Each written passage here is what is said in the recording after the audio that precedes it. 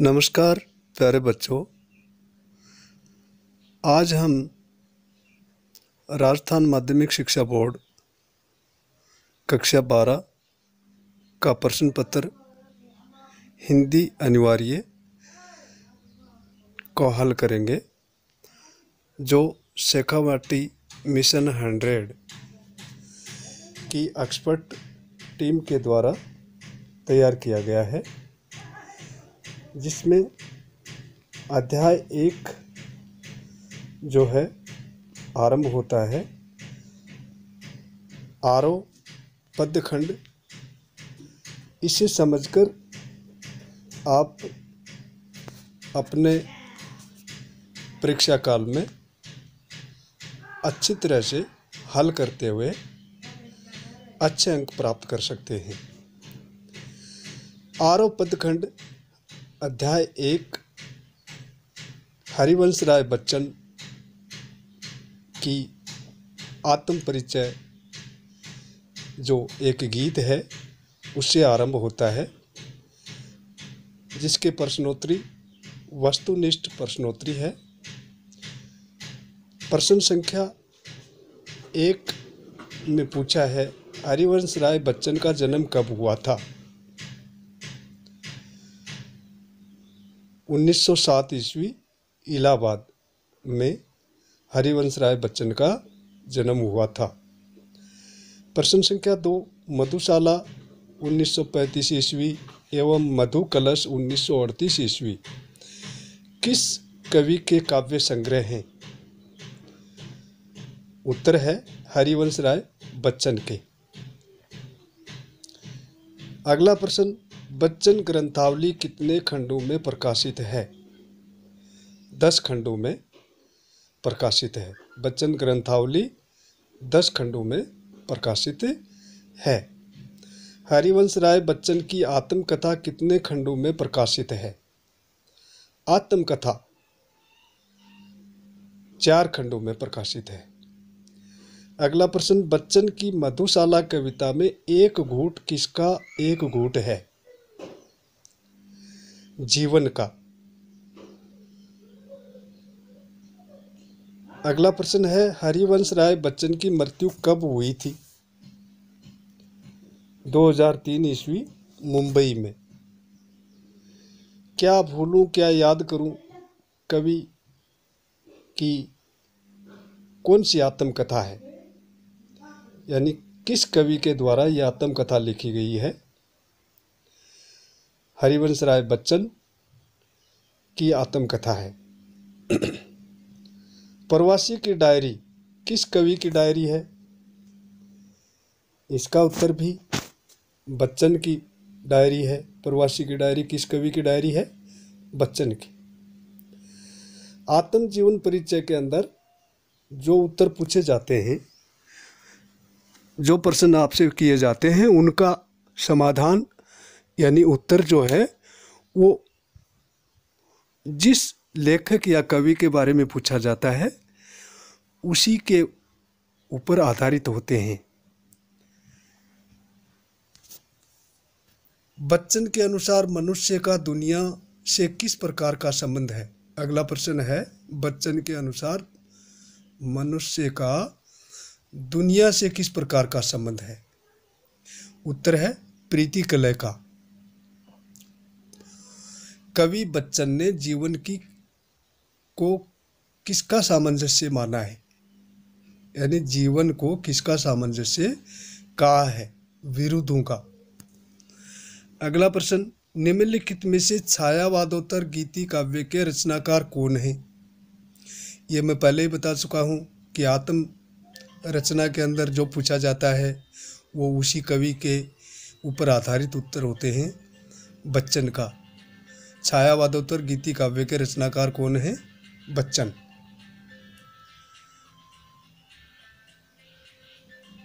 अब आते हैं एक पंक्ति या एक शब्द में उत्तर देना। प्रश्न संख्या 1 है, यह सोच थका दिन का पंथी भी जल्दी जल्दी चलता है, बच्चन की कविता दिन जल्दी जल्दी ढलता है, कि ये पंक्ति हमें क्या प्रेरणा देती है? मनुष्य को व्यक्ति को लक्ष्य की ओर बढ़ने तथा लक्ष्य प्राप्ति हेतु प्रयास करने की प्रेरणा देती है। अगला प्रश्न है, मध्ययुगीन किस फारसी कवि का मस्तानापन हरिवंश राय बच्चन की कविताओं में अर्थ विस्तार पाता है? उमर खयाम का। यह फारसी कवि है उमर खयाम, जो हरिवंश राय बच्चन की कविताओं में अर्थ विस्तार पाता है। जीवन एक तरह का मधु कलश है, दुनिया मधुशाला है। कल्पना साकी और कविता यह प्याला है, जिसे डालकर जीवन पाठक को पिलाया जाता है। इन पंक्तियों में बच्चन की किस कविता से ये पंक्तियां ली गई हैं? मधुशाला से। बच्चन की कविताएं किस दर्शन से प्रभावित हैं? हालावादी दर्शन से। बच्चन की आत्म परिचय कविता किस गीत संग्रह से है? निशा निमंत्रण से। आत्म परिचय और निशा निमंत्रण गीत किस कवि द्वारा लिखे गए हैं? हरिवंश राय बच्चन द्वारा। मैं जग जीवन का भार लिए फिरता हूँ, बच्चन के इस काव्य पंक्ति में भार का अर्थ क्या है? बोझ, संघर्ष और जिम्मेदारी। सांसों के दो तार पंक्ति में कौन सा अलंकार है? रूपक। ये व्याकरण का प्रश्न है। मैं निज उर के उद्गार लिए फिरता हूँ, बच्चन की इस काव्य पंक्ति में उद्गार शब्द का क्या अर्थ है? मन के विचार और भावनाएं व्यक्त करना। मैं और जग और पंक्ति में कौन सा अलंकार है? ये भी व्याकरण का प्रश्न है। यमक अलंकार। मैं भव मौजों पर मस्त बहा करता हूँ, बच्चन की आत्म परिचय कविता की इस पंक्ति में मौजू शब्द का क्या अर्थ है? मौजू शब्द का अर्थ है लहरें। बच्चन की प्रमुख रचनाओं का परिचय दीजिए। यानी हरिवंश राय बच्चन ने कौन कौन सी रचनाएं लिखी, उनका परिचय आपको बताना है। बच्चन ने प्रमुख रूप से मधुशाला 1935 ईस्वी में, मधुबाला 1938 ईस्वी में, मधु कलश भी 1938 ईस्वी में, निशा निमंत्रण, एकांत संगीत, आकुल अंतर, मिलन यामिनी, सतरंगिणी, आरती और अंगारे, नए पुराने झरोखे, टूटी फूटी कड़ियाँ, ये सभी काव्य संग्रहें जो हैं वो बच्चन साहब के हैं, जिनकी रचनाएं इन्होंने की। अब आता है लघुतरात्मक प्रश्न, जिसके अंदर आपको 2-3 पंक्तियों में उत्तर लिखना होता है। बच्चन की आत्म परिचय कविता का मूल भाव क्या है? आत्म परिचय कविता बच्चन साहब की जो है उसका मूल भाव क्या है? हरिवंश राय बच्चन अपनी आत्म परिचय कविता के माध्यम से यह बताना चाहते हैं, कहना चाहते हैं कि संसार को जानने से ज़्यादा कठिन है मनुष्य द्वारा स्वयं की पहचान करना। जीवन की राह खट्टे मीठे संघर्षों की राह है और संघर्षों के साथ सामंजस्य की राह भी है। मनुष्य दुनिया से अलग होकर अपनी पहचान नहीं बना सकता। अगला प्रश्न है, निशा निमंत्रण गीत का मूल भाव क्या है? हरिवंश राय बच्चन निशा निमंत्रण गीत में प्रकृति के पल पल होते परिवर्तन में सजीव प्राणी वर्ग, जिसमें विशेष रूप से मानवीय उल्लास को देखने का प्रयास करता है, साथ ही संघर्ष के साथ साथ लक्ष्य प्राप्ति तथा प्रकृति के आंखों से नहीं दिखने वाले सत्य को आत्मा से महसूस करवाना भी इस कविता का मुख्य उद्देश्य है। अगला प्रश्न है, नादान वही है हाय जहाँ पर दाना पंक्ति में कवि का क्या आशय है? इस पंक्ति के माध्यम से कवि हरिवंश राय बच्चन कहना चाह रहे हैं कि नादान प्राणी अर्थात मनुष्य और उसका स्वार्थ वहीं तक सीमित है जहाँ पर उसको दाना अर्थात उसकी आजीविका मिलती है। प्रत्येक मनुष्य संसार में केवल अपने स्वार्थों तक ही सीमित है। बच्चे प्रत्याशा में होंगे, नीड़ों से झांक रहे होंगे। पंक्तियों में नीड शब्द जो है आया है, उसका तात्पर्य है घर या घोंसला। बच्चन की कविता दिन जल्दी जल्दी ढलता है कि उपयुक्त पंक्तियों का आशय आपसे पूछा है।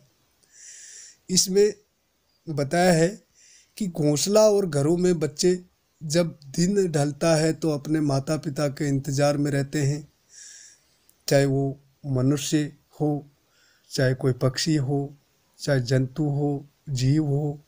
हर जीव, प्रत्येक जीव अपने जीवन में वो माता पिता और बच्चे पर आधारित होता है। उनके आशा रहती है कि वे अपने माता पिता से घर लौटने पर कुछ ना कुछ ज़रूर प्राप्त करेंगे, और माता पिता भी इस आशा में जल्दी जल्दी अपने कदमों को बढ़ाते हुए घर पर बच्चे उनका इंतज़ार कर रहे होंगे। दिल ढलने तक उनको घर पहुंचना है। इसी विचारधारा, इसी आशा के साथ वो जल्दी अपने घर पर लौटते हैं। इस प्रकार से दोनों ही तरफ से प्रत्याशा रहती है, जो मंजिल तक पहुंचने की प्रेरणा पैदा करती है। बच्चन के काव्य की शैलीगत विशेषताएं लिखो। प्रश्न है, बच्चन के काव्य की शैलीगत विशेषताएं आपको बतानी है। बच्चन मुख्य रूप से हालावादी दर्शन के रचनाकार हैं। कौन से दर्शन के? हालावादी दर्शन के रचनाकार हैं। इसलिए उन्होंने अपने काव्य की भाषा को सरल और जीवंत बनाया है। बच्चन की काव्य भाषा में संवेदना के साथ साथ संगीतात्मकता भी है। बच्चन ने अपने काव्य को आत्मकथात्मक शैली में लिखा है। बच्चन का काव्य की जो शैली है वो क्या है? आत्मकथात्मक। काव्य में विभिन्न अलंकारों जैसे यमक, अनुप्रास, रूपक और उपमा का बहुत ही सुंदर और यथास्थान प्रयोग किया है। बच्चन के काव्य की भाषा पाठक के अंतर्मन में जोश और ऊर्जा का संचार करती है। अब आता है व्याख्यात्मक प्रश्न, जो बड़े होते हैं, जिनका उत्तर लगभग 1 पेज के अंदर देना होता है। मैं जला हृदय में अग्नि दाह करता हूँ। दहने का मतलब है जलना। सुख दुख दोनों में मग्न रहता हूँ। मग्न का अर्थ है प्रसन्न। जग भव सागर तरने को नाव बनाए, इस संसार रूपी सागर को, समुद्र को पार करने के लिए नाव का निर्माण करना मैं भव मौजों पर मस्त बहा करता हूँ। कवि ने अपनी सुंदर पंक्तियों के माध्यम से जो भाव व्यक्त किया है, इन पंक्तियों का सप्रसंग व्याख्यान करो। मैं जला हृदय में अग्निदाह करता हूँ। ऐसे जो व्याख्यात्मक प्रश्न होते हैं, उनके उत्तर को हम अलग अलग बिंदुओं में विभाजित करके लिखें तो बहुत सुंदर हमारा उत्तर बनता है, और जो विकसक होता है उस पर बहुत बड़ा प्रभाव डालता है। सबसे पहले ऐसे प्रश्नों के उत्तर में आपको बिंदु संख्या 1 पर संदर्भ लिखना चाहिए। उसके अंदर आप बताएंगे कि वह कौन सी पुस्तक से, उसके किस भाग से और किस अध्याय या कविता या गीत से वह लिया गया है। मैं जला हृदय में अग्निदाह करता हूँ, यह जो पंक्तियाँ हैं वो काव्यांश आधार हिंदी पाठ्य पुस्तक आरव के अध्याय 1 हरिवंश राय बच्चन की कविता आत्म परिचय से लिया गया है। ये तो हो गया इसका संदर्भ। दूसरा बिंदु है प्रसंग। उपयुक्त पद्यांश में कवि बच्चन प्रत्येक परिस्थितियों में, चाहे व्यक्ति के सामने सुख हो या दुख, दोनों में सदैव मस्त और प्रसन्न रहने की बात कहता है। अगला बिंदु आता है उसकी व्याख्या, विस्तार से बताना। कवि कहता है कि मनुष्य जीवन में सुख और दुख दोनों आते हैं, लेकिन मनुष्य विपरीत परिस्थितियों में बेहद दुखी हो जाता है। वह अंदर ही अंदर अपने हृदय के अंदर अग्नि की तरह जलता रहता है। लेकिन कवि चाहता है कि ऐसा न होकर मनुष्य को प्रत्येक परिस्थितियों में खुश रहना चाहिए। कवि बच्चन कहते हैं कि मनुष्य संसार के कठिन परिस्थितियों से बचाने के लिए अनेक प्रकार के उपाय करता है, लेकिन कवि जो है वह स्वयं बिना किसी सहारे के इस कठिन परिस्थितियों का सामना करते हुए अपना जीवन मस्ती और सुखी से बिताता है। काव्य पंक्तियों में मुख्य संदेश यही है कि हमें प्रत्येक परिस्थिति में, चाहे वह विपरीत हो चाहे हमारे अनुकूल हो, मजबूती से मुकाबला करते हुए समदर्शी रहना चाहिए। अगला बिंदु बनता है विशेष रूप से उसमें इन पंक्तियों में जो है पद्यांश में क्या आता है। विशेष के अंदर आपको उसकी भाषा कैसी लगी, वो उसकी जो गाने की या बोलने की तर्ज है वो कैसे लगी वो बताना होता है, और उसकी शैली को प्रकट करना होता है।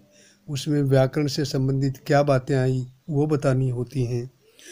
तो इन पंक्तियों में विशेष रूप से पद्यांश की जो भाषा है वो सरल और लयात्मक है। पद्यांश की शैली आत्मकथात्मक है। इसके अंदर इन पंक्तियों में रूपक अलंकार का प्रयोग हुआ है, और काव्य पंक्तियों में उत्साह जो है उसका भाव जो है वो स्थायी भाव भी बताया गया है। अब अगला अध्याय जो है वो आरंभ होता है आलोक धनुआ, पतंग से संबंधित वस्तुनिष्ठ प्रश्न संख्या 1। कवि आलोक धनुआ, ये कवि का नाम है, का पहला और एकमात्र काव्य संग्रह दुनिया रोज बनती है कब प्रकाशित हुआ। कवि आलोक धनुआ का पहला और एकमात्र काव्य संग्रह दुनिया रोज बनती है कब प्रकाशित हुआ। सन 1998 में। अगला प्रश्न है आलोक धनुआ की पतंग कविता के कौन से भाग को पाठ्य पुस्तक में शामिल किया गया है। आलोक धनुआ के द्वारा लिखी गई कविता है पतंग, उसका कौन सा भाग इस पाठ्य पुस्तक में शामिल किया गया है। तीसरा भाग, उत्तर है तीसरा भाग। कपास और बालक की भावनाओं में कौन सी समानता है। कपास और बालक की भावनाओं में कौन सी समानता है। जिस प्रकार से कपास यानी रुई जो हमारे गद्दों में या सर्दी के अंदर सोने के जो बिस्तर होते हैं उनमें काम में ली जाती है, और बालक, दोनों की जो भावनाएं हैं वो समान हैं। वो कौन सी हैं, दोनों ही कोमल होते हैं, इसलिए इसका उत्तर है कोमलता। कपास और बालक की भावनाओं में कौन सी समानता है, कोमलता। पतंग कविता में बाल क्रियाकलापों एवं प्रकृति में आए परिवर्तनों को अभिव्यक्त करने के लिए कवि ने किसका प्रयोग किया है? पतंग कविता में बाल क्रियाकलाप यानी जो बचपन होता है बच्चे का, उसकी क्रियाएं और प्रकृति में जो परिवर्तन अभिव्यक्त हैं, वो कवि ने किस प्रकार से उसका प्रयोग किया है? वो है बिंबों का। अगले प्रश्न एक पंक्ति या एक शब्द के प्रश्नोत्तर हैं। कवि आलोक धंधुआ की पहली कविता कौन सी है? कवि आलोक धंधुआ की पहली कविता जनता का आदमी है, जो 1972 ईस्वी में प्रकाशित हुई थी। कवि आलोक धंधुआ का जन्म कब और कहाँ हुआ? सन 1948 ईस्वी, मुंगेर जो बिहार राज्य में है, कवि आलोक धंधुआ का जन्म हुआ। आलोक धंधुआ की पतंग कविता उनके किस एकमात्र काव्य संग्रह से ली गई है? एकमात्र काव्य संग्रह जो है वो दुनिया रोज बनती है 1998 ईस्वी में लिखा गया था। इसी एक मात्र संग्रह कविता से ली गई है। आलोक धंधुआ की पतंग कविता प्रकृति है में आए विभिन्न परिवर्तनों को किस ऋतु में अभिव्यक्त करती है? कौन सी ऋतु? यानी इसका उत्तर है शरद ऋतु में अभिव्यक्त करती है। अगला प्रश्न है, खरगोश की आंखों जैसा लाल सवेरा से कवि का क्या आशय है? खरगोश की आंखों जैसा लाल सवेरा से कवि का क्या आशय है, यानी क्या बताना चाहते हैं? वर्षा ऋतु के बाद आकाश पूर्णतया चमकीला और स्वच्छ हो जाता है, जिसके कारण सुबह का सूर्य भी पूर्णतः लाल और चमकीला दिखाई देता है। अगला प्रश्न है, तेज बौछारे लाल सवेरा चमकीली साइकिल चमकीले ईशोर इत्यादि कविता के किस स्वरूप को स्पष्ट करते हैं? बिंबात्मक स्वरूप को स्पष्ट करते हैं। जन्म से ही वे अपने साथ लाते हैं कपास। प्रयुक्त पंक्ति में वे और कपास शब्द किसके लिए आया है? बच्चे और उनकी भावनाओं के लिए।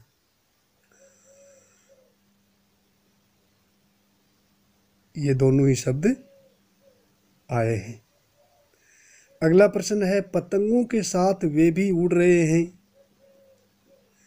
उपयुक्त पंक्ति में से वे शब्द किसके लिए हैं? बालक और उनकी कोमल चंचल उमंग भरी भावनाओं के लिए। दिशाओं का मृदंग की तरह बजना से क्या तात्पर्य है? जब बालक पतंग उड़ाते हैं तो वे अपने हाथ पैरों से और अपनी विभिन्न शारीरिक क्रियाओं से अनेक प्रकार की आवाज़ें निकालते हैं। बालकों की ये आवाज़ें बड़ी ही कोमल और उल्लास भरी होती हैं, जो दिशाओं की मृदंग जैसी मधुर ध्वनि प्रदान करती हैं। अब आते हैं लघुत्तरात्मक प्रश्न। लघुत्तरात्मक प्रश्न में आपको उत्तर देना होता है 3-4 पंक्तियों के अंदर। और साथ ही मैं एक और बता देना चाहता हूँ कि हिंदी भाषा जो हमारी राष्ट्रभाषा है, इसमें विशेष रूप से हमें मात्राओं का, विराम चिन्हों का ध्यान जो है वो विशेष रूप से रखना होता है। हम उत्तर सही लिखते हैं, शब्द सही लिखते हैं, और हम ये भी जानते हैं कि हमने सही लिखा, लेकिन कुछ मात्राएं गलत लग जाती हैं, कुछ विराम चिन्ह गलत लग जाते हैं, जिससे उसका अर्थ जो है वो अनर्थ हो जाता है। तो बताना चाहूँगा कि प्रिय विद्यार्थियों, प्रिय छात्रों, आपको मात्राओं का विशेष ध्यान रखना होता है। लघुतरात्मक प्रश्नोत्तरी में प्रश्न संख्या 1, आलोक धंधुआ की पतंग कविता का मूल भाव क्या है? आलोक धंधुआ की जो कविता है पतंग, उसका मूल भाव क्या है? आलोक धंधुआ की पतंग कविता एक लंबी कविता है। इस कविता के अंदर कवि ने बालक के निश्चल स्वभाव की समानता, प्रकृति की निश्चलता एवं रंगीनता से की है। प्रकृति की निश्चलता और रंगीनता से उस बालक की समानता प्रदर्शित की है। जिस प्रकार से शरद ऋतु के अंदर प्रकृति में नया सौंदर्य भर जाता है, उसी प्रकार बालक मन में भी इच्छाओं और उमंगों का सौंदर्य होता है, और बालक उस उमंग और सौंदर्य के साथ पतंग की तरह अनंत ऊंचाइयों को छूना चाहता है। जिस प्रकार से हम पतंग को उड़ाकर आसमान की तरफ अधिक ऊंचाई तक भेज देते हैं, उसी तरह से बालक भी अपने जीवन में अपनी अनंत ऊंचाइयों को छूने का प्रयास करता है। अगला प्रश्न है, आलोक धंधुआ की पतंग कविता भय और साहस का मिला जुला स्वरूप प्रस्तुत करती है। स्पष्ट करें, बताएं कि कैसे भय और साहस कविता दोनों में मिली जुली बातें हैं। पतंग कविता भय और साहस का मिला जुला स्वरूप है, क्योंकि बच्चे जब पतंग उड़ाते हैं तो ऊंची छतों एवं उनकी दीवारों पर चढ़ जाते हैं, जहां से गिरने का भय होता है, लेकिन फिर भी गिरते संभलते हुए बेहद खतरनाक स्थानों पर भी पतंग के साथ पहुंच जाते हैं और साहस के साथ भय पर विजय प्राप्त कर लेते हैं। इस प्रकार से कवि आलोक धंधुआ की पतंग कविता में भय और साहस दोनों का मिला जुला स्वरूप जो है देखने को मिलता है। अगला प्रश्न है, पतंग कविता में बालक की इच्छाओं और उमंगों की तुलना शरद ऋतु से ही क्यों की है? बालक की इच्छाओं और उमंगों की तुलना शरद ऋतु से की गई है, क्योंकि शरद ऋतु में प्रकृति में नयापन, उल्लास एवं सौंदर्य आता है। उसी प्रकार बालक मन भी नित्य नई उमंग, इच्छा और क्रियाकलापों से भरा रहता है। अगला प्रश्न है, भादो अंधेरे के बाद शरद उजाला का आना उपयुक्त काव्य पंक्तियों का पतंग कविता से क्या संबंध है? भादो का अर्थ है अंधेरे, यानी अंधेरे के बाद जिस प्रकार से शरद ऋतु उजाला लेकर आती है, अर्थात प्रकृति में नई उमंग, उल्लास और सौंदर्य आ जाता है, उसी प्रकार से बालक जब पतंग उड़ाता है तो अनेक खतरनाक स्थानों से गुजरकर मन के डर और भय को दूर करता हुआ पतंग को आकाश की ऊंचाइयों में पहुंचाकर भय पर विजय प्राप्त करता है। उसी तरह प्रकृति में भादों के बाद शरद आना ही बालक द्वारा भय दूर करके विजय प्राप्त करना है। यही पतंग कविता की सार्थकता को सिद्ध करता है। अगला प्रश्न है, पतंग के लिए सबसे हल्की और रंगीन चीज, सबसे पतला कागज, सबसे पतली कमानी जैसी विशेषणों का प्रयोग क्यों किया गया है? पतंग के लिए जो हल्की चीजें हैं उनका ही प्रयोग क्यों है? पतंग कविता में उपयुक्त विशेषण पतंग के प्रति कौतूहल, जिज्ञासा तथा आकर्षण के भाव को प्रकट करते हैं तथा साथ साथ ही इन सभी का संबंध बालक के कोमल मन, विचार, भावनाओं और अनुभूतियों से भी है, जिनको बालक पतंग के प्रति प्रकट करता है। जैसा कोमल स्वरूप पतंग का होता है, वैसा ही स्वरूप बालक का भी होता है।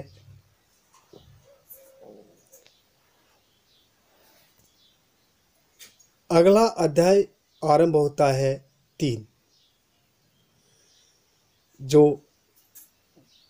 कवि कुंवर नारायण के द्वारा कविता के बहाने बात सीधी थी पर से आरंभ होता है। कुंवर नारायण का सर्वाधिक प्रसिद्ध प्रबंध काव्य कौन सा है? प्रश्न संख्या 1 है, कुंवर नारायण का सर्वाधिक प्रसिद्ध प्रबंध काव्य कौन सा है? उत्तर है आत्मजयी। आत्मजयी।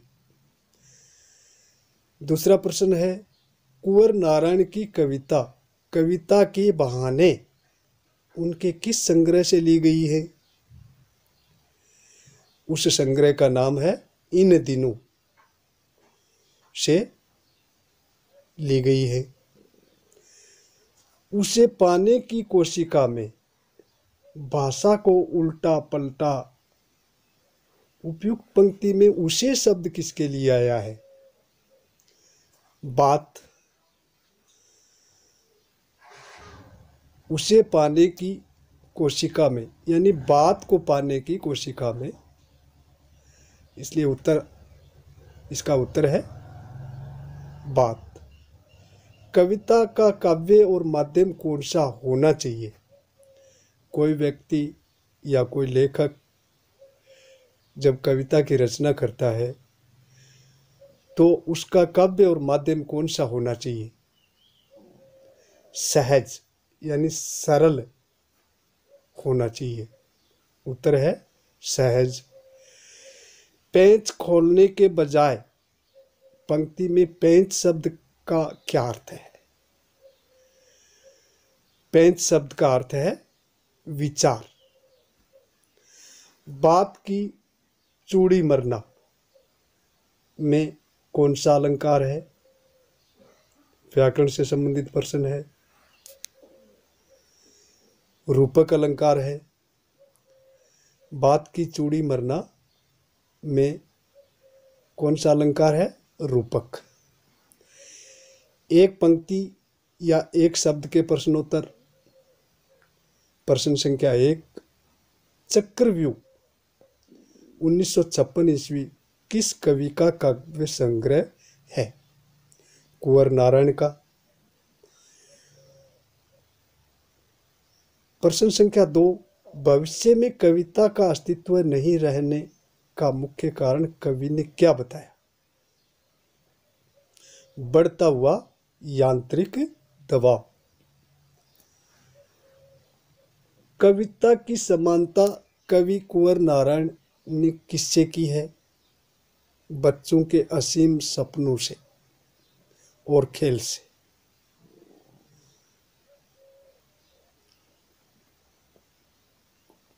अगला प्रश्न है, कुंवर नारायण की कविता बात सीधी थी किस काव्य संग्रह से ली गई है? कोई दूसरा नहीं संग्रह से ली गई है। कवि कुंवर नारायण के अनुसार अच्छी कविता कब बनती है? कवि कुंवर नारायण का मानना है या उनके अनुसार अच्छी कविता तब बनती है जब सही बात सही शब्द से जुड़ती है। अगला प्रश्न है, कविता एक उड़ान है। कविता एक उड़ान है। उपयुक्त पंक्ति में उड़ान शब्द किसके लिए आया है? इस पंक्ति के अंदर उड़ान शब्द कवि और कविता की कल्पना एवं भावनात्मक उड़ान के लिए आया है। प्रश्न संख्या 7, कविता के लिए बिना मुरझाए महकने के माने जैसे शब्दों का प्रयोग क्यों हुआ है? कविता के विचार और भावार्थ कभी भी पुराने और संकुचित नहीं होते हैं, इसलिए बिना मुरझाए महकने के माने शब्दों का प्रयोग हुआ है। बात की चूड़ी मरने से क्या अभिप्राय है? उत्तर है, विद्वता प्रदर्शन के कारण भाषा में कई बार कवि कठिन और निरर्थक शब्दों का प्रयोग करते हैं, जिसके कारण भाषा अपने मूल अर्थ से हटकर या भटककर निष्प्रभावी हो जाती है, जिसका कोई प्रभाव नहीं रहता। मूल अर्थ से या विचार से भटकना ही बात की चूड़ी मर जाना कहलाता है। अब आता है लघुतरात्मक प्रश्न, जिसके अंदर आपको 2, 3, 4 पंक्तियों में उत्तर देना होता है। सब घर एक कर देने के माने बच्चा ही जाने। पंक्तियां हैं, सब घर एक कर देने के माने बच्चा ही जाने। उपयुक्त पंक्ति का भावार्थ लिखो। इन पंक्तियों में कविता की समानता बच्चों के खेल भावना से की गई है। जिस प्रकार से बच्चे खेल में अपनत्व का भाव रखते हैं और खेलते समय उनके आपसी किसी भी प्रकार की भेदभाव की भावना नहीं होती है, उसी प्रकार कविता के भाव की सीमा असीम होती है।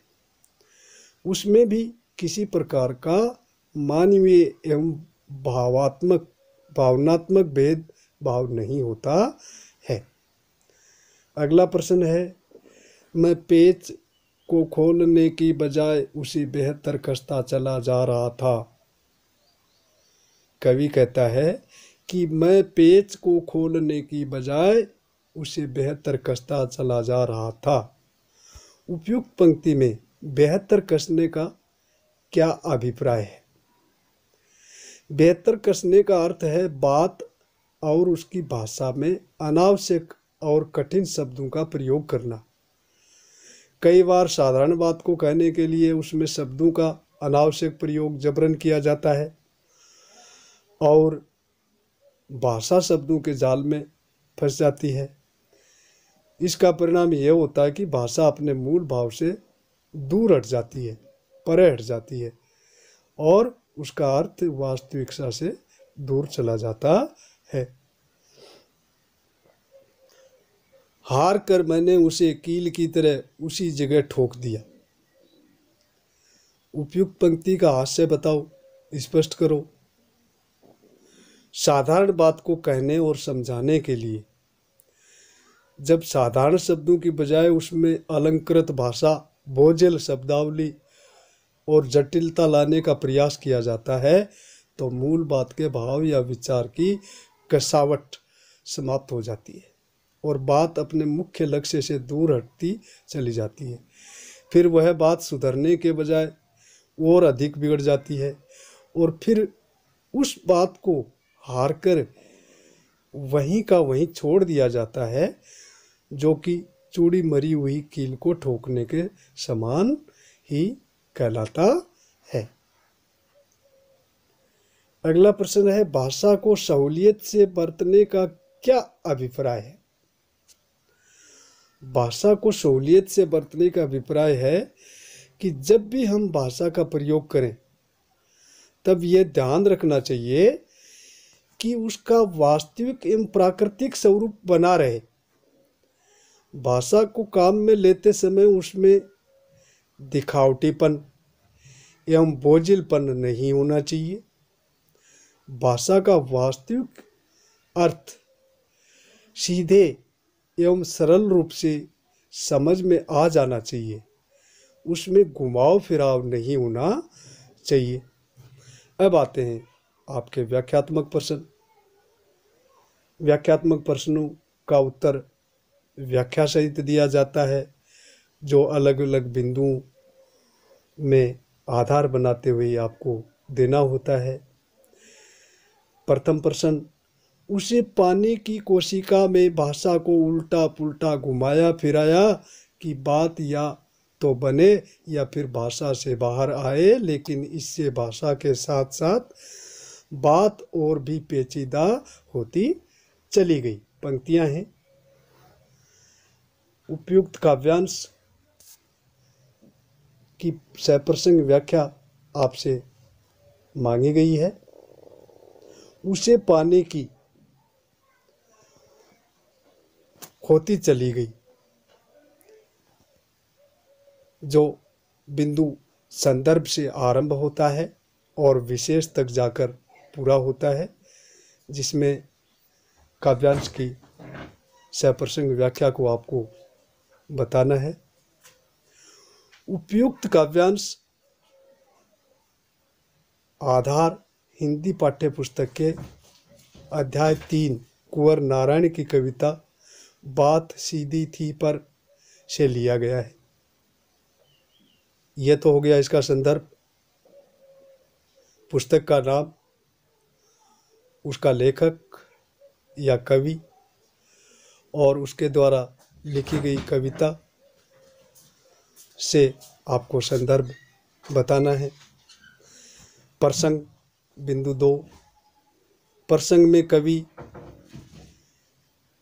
के द्वारा लेख या कवि पर जो बात कही जाती है वो लिखा जाता है। उपयुक्त प्रसंग में कवि उन लेखकों और कवियों पर कटाक्ष कर रहा है जो अपने लेखनी को प्रभावशाली बनाने के लिए अनावश्यक शब्दों और घुमावदार वाक्यों का प्रयोग कर देते हैं। ये इस काव्यांश का प्रसंग है। फिर बिंदु आता है व्याख्या। व्याख्या के अंदर आपको संपूर्ण बातें बतानी होती हैं। कवि कहता है कि बात को सुधारने की बजाय उसे और अधिक बोझिल जटिल बना दिया और फिर उसे वास्तविक स्वरूप में लाने के चक्कर में भाषा को अनेक तरीकों से उल्टा बनाने की कोशिश भी की, लेकिन इन सभी उपायों के बावजूद भी भाषा और अधिक क्लिष्ट होती चली गई। वह अपने वास्तविक स्वरूप से दूर हो गई, इसका अर्थ भी बदल गया था। इस प्रकार से कवि ने बात और अधिक प्रभावशाली बनाने के चक्कर में या बात बनाने के चक्कर में बात के प्रभावी रूप से समाप्त कर दिया। यह इसकी व्याख्या हो गई। फिर आता है विशेष। विशेष के अंदर इस काव्यांश में सरल शब्दावली का प्रयोग हुआ है और विशेष बात को साधारण भाषा में स्पष्ट किया है। इस काव्य में के अंदर प्रश्नाकुल शैली का प्रयोग हुआ है। इस प्रकार अध्याय 3 जो प्रश्नोत्तरी थी वो पूर्ण हुआ। अब आता है आपका अध्याय 4 जो रघुवीर सहाय के द्वारा कैमरे में बंद अपाहिज कविता से आरंभ होता है। वस्तुनिष्ठ प्रश्नोत्तरी। कवि रघुवीर सहाय का जन्म कब और कहाँ हुआ था? 1929 ईस्वी लखनऊ में। दूसरा प्रश्न, रघुवीर सहाय अज्ञे द्वारा संपादित किस सप्तक के कवि थे? ये उत्तर है दूसरा सप्तक। अगला प्रश्न, अज्ञे द्वारा संपादित दूसरे सप्तक का प्रकाशन कब हुआ था? 1951 ईस्वी में। आधुनिक हिंदी कविता रामदास के लेखक कौन हैं?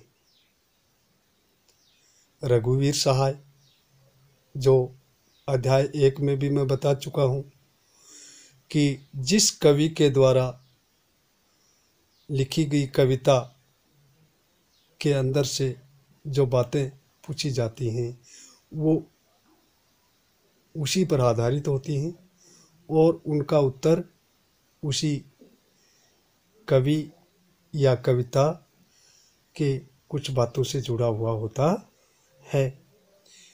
पीड़ा के पर्दे पर उभारते समय दूरदर्शन उद्घोषक का व्यवहार कैसा होता है? पीड़ा का अर्थ होता है कष्ट। उसको प्रदर्शित करने के लिए समाज के सामने या दुनिया के सामने लाने के लिए उद्घोषक यानी जो बताने वाला होता है उसका व्यवहार कैसा होता है? उसका व्यवहार संवेदनहीन होता है। कैमरे में बंद अपाहिज कविता अपाहिज व्यक्ति के लिए किस प्रकार की सोच अपनाने की लिए प्रेरणा देता है? संवेदनात्मक प्रेरणा देता है। अपाहिज व्यक्ति से कैमरे के सामने अनेक प्रकार के प्रश्न पूछे जाने के पीछे क्या उद्देश्य है? कार्यक्रम को रोचक और संवेदनात्मक बनाना ही उसका मुख्य उद्देश्य है। कैमरे में बंद अपाहिज जैसे कार्यक्रम दूरदर्शन पर किस उद्देश्य को पूरा करते हैं? सामाजिक उद्देश्य को। फिर आते हैं एक पंक्ति या एक शब्द के प्रश्नोत्तरी। रघुवीर सहाय की प्रमुख रचनाओं के नाम लिखो। सीढ़ियों पर धूप में, आत्महत्या के विरुद्ध, हंसो हंसो जल्दी हंसो, सभी कविता संकलन है। रघुवीर सहाय का संबंध किस कविता से है? समकालीन कविता से। रघुवीर सहाय की कविता कैमरे में बंद अपाहिज उनके किस संग्रह से ली गई है? लोग भूल गए हैं संग्रह से ली गई है। रघुवीर साहब की कविता कैमरे में बंद अपाहिज लोग भूल गए हैं संग्रह से ली गई है। हमें दोनों एक संग रुलाने हैं। उपयुक्त पंक्ति में दोनों शब्द किसके लिए प्रयुक्त हुआ है? यहाँ जो शब्द आया है दोनों, उसमें दर्शक और अपाहिज व्यक्ति के लिए प्रयुक्त किया गया है। दर्शक होता है देखना वाला और अपाहिज जो व्यक्ति है, उन दोनों के लिए यह दोनों शब्द प्रयुक्त हुआ है। हम दूरदर्शन पर बोलेंगे हम समर्थ शक्तिवान। उपयुक्त पंक्तियों में हम समर्थ शक्तिवान वाक्यांश किसके लिए आया है? यह वाक्यांश दूरदर्शन का उद्घोषक स्वयं के लिए प्रयुक्त करता है। दूरदर्शन पे जो उद्घोषक होता है, जो बताता है, उसके लिए प्रयुक्त हुआ है। अगला प्रश्न है, किसी की पीड़ा को बहुत बड़े दर्शक वर्ग तक पहुंचाने वाले व्यक्ति के लिए क्या क्या आवश्यक है? उस व्यक्ति में उस पीड़ा के प्रति स्वयं संवेदनशील होने और दूसरे को संवेदनशील बनाने की कला होनी चाहिए। अगला प्रश्न, रघुवीर सहाय की कविता कैमरे में बंद अपाहिज किस उद्देश्य को पूरा करती है? यह कविता टेलीविज़न स्टूडियो के भीतर की उस दुनिया को सामने लाने का प्रयास है जो दुख, दर्द, यातना, वेदना को बेचना चाहते हैं। कैमरे में बंद अपाहिज कविता में किस शैली का प्रयोग हुआ है, यानी इस कविता की शैली कौन सी है, क्या है? संवाद एवं नाटकीय शैली। अब आते हैं आपके लघुतरात्मक प्रश्न। लघुतरात्मक प्रश्न आपको पता है, ज्ञात है कि 2 से 3-4 पंक्तियों में उसका उत्तर होता है। रघुवीर साहब की कविताओं का मुख्य विषय क्या है? जो कविताएं रघुवीर साहब ने लिखी हैं उनका मुख्य विषय क्या है? रघुवीर साहब समकालीन हिंदी कविता के कवि रहे हैं।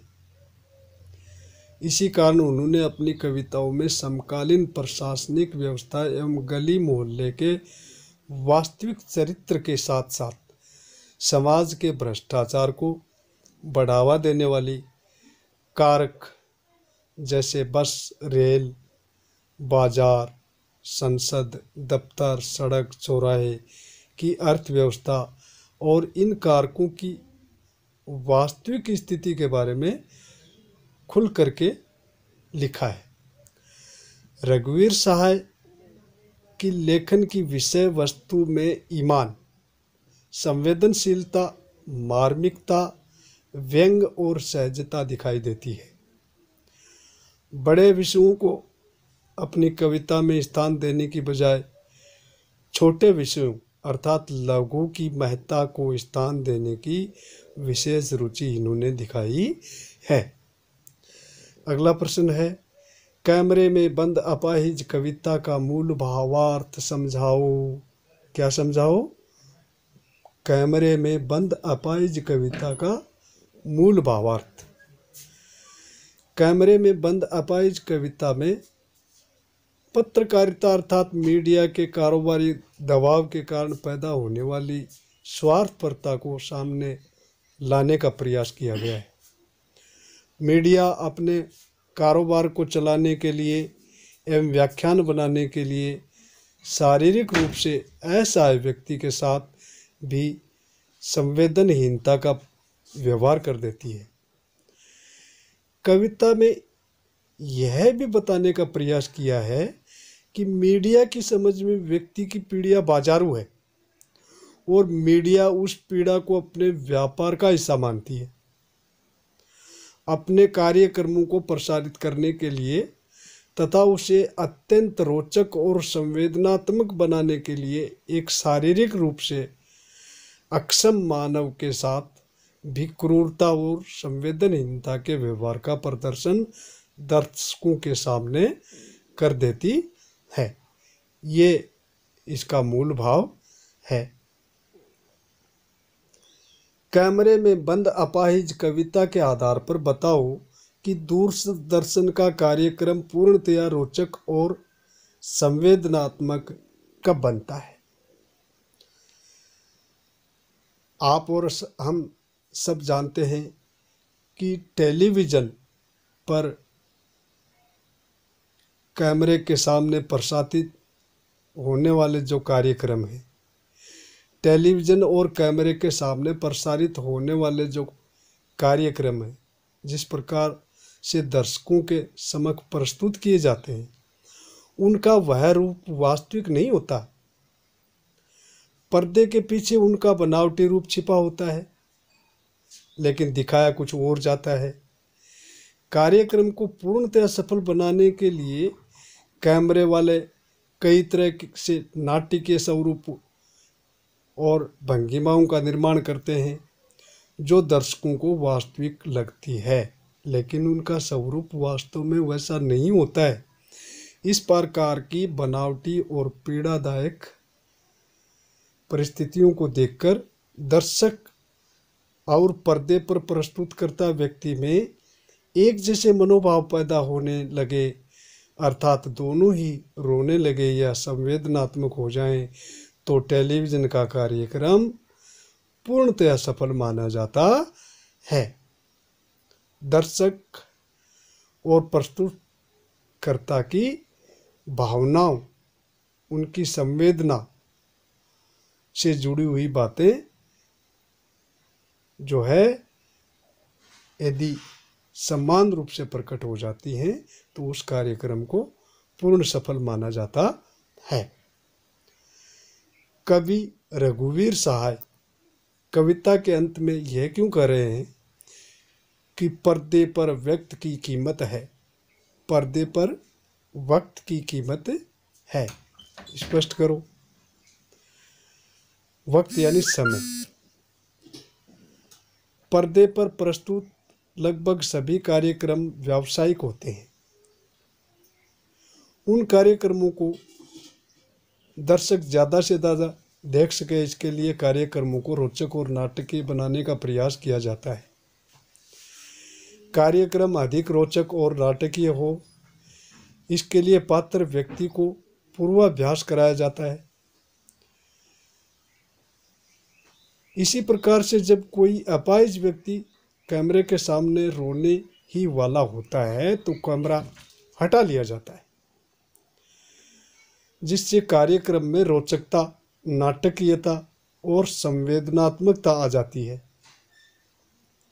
कई बार कैमरा हटाने के लिए यह भी बहाना बना लिया जाता है कि पर्दे पर वक्त की कीमत है, और यदि बार बार के प्रयास के बाद भी वह अपाहिज व्यक्ति नहीं रोता है तो भी यही वाक्य कहकर कैमरे को हटा लिया जाता है कि पर्दे पर किसकी कीमत है? वक्त की कीमत है। पर्दे पर किसकी कीमत है? वक्त की कीमत है। अब आता है व्याख्यात्मक प्रश्नोत्तरी। फिर हम पर्दे पर दिखलाएंगे फूली हुई आँख की एक बड़ी तस्वीर, बहुत बड़ी तस्वीर, और उसके होठों पर एक कसम साहट भी। उपयुक्त पद्यांश में की जो व्याख्या है उसको सप्रसंग व्याख्या करने के लिए आपको कहा है। वही बात बिंदु के माध्यम से सर्वप्रथम हम संदर्भ उसका लेंगे। उपयुक्त पद्यांश हिंदी का आधार जो है वो हिंदी पाठ्यपुस्तक आरव के अध्याय 4 रघुवीर सहाय की कविता कैमरे में बंद अपाहिज से अवतरित है। इन पंक्तियों का जो प्रसंग है इसमें कवि ने व्यामार के लालच में दूरदर्शन की संवेदनहीन कार्यशैली का चित्रण किया है। व्याख्या के अंदर कवि रघुवीर सहाय कहते हैं कि मीडिया कर्मी अपने कार्यक्रम को रोचकता देने के लिए, आर्थिक रूप से सुदृढ़ बनाने के लिए अपाहिज व्यक्ति से भी बनावटी और संवेदनहीन व्यवहार करते हैं। अपाहिज व्यक्ति को स्वयं को अत्यंत ही दयनीय बनाकर दिखाने के लिए मजबूर कर दिया जाता है। इस प्रकार का हृदयहीन कार्य करके दूरदर्शन कर्मी अपने कार्यक्रम को विशेष बनाते हैं और दर्शकों का ध्यान कार्यक्रम की तरफ करके पैसा कमाते हैं। इन पंक्तियों के माध्यम से कवि मीडिया कर्मियों की संवेदनहीनता और बाजारूपन की ओर संकेत करता है। उपयुक्त पंक्तियों का विशेष पद्यांश की भाषा सीधी और सरल है। पद्यांश की शैली नाटकीय और व्यंग्यात्मक है। पद्यांश में करुण रस की अभिव्यक्ति हुई है। इस प्रकार आज के इस वीडियो में कक्षा 12 विषय हिंदी अनिवार्य के अध्याय 4 पूर्ण हुए। हम जल्द ही अगला प्रसारण, अगला अध्याय हल करते हुए आपके सामने वीडियो लेकर प्रस्तुत करेंगे। तब तक आप सभी से मेरा विनम्र निवेदन है कि मेरे द्वारा जो प्रश्नोत्तरी का हल आपके सामने प्रस्तुत किया गया है उसे आप अच्छी तरह से सुने, समझें और ज़्यादा से ज़्यादा अंक आपकी परीक्षा में हासिल करें। यह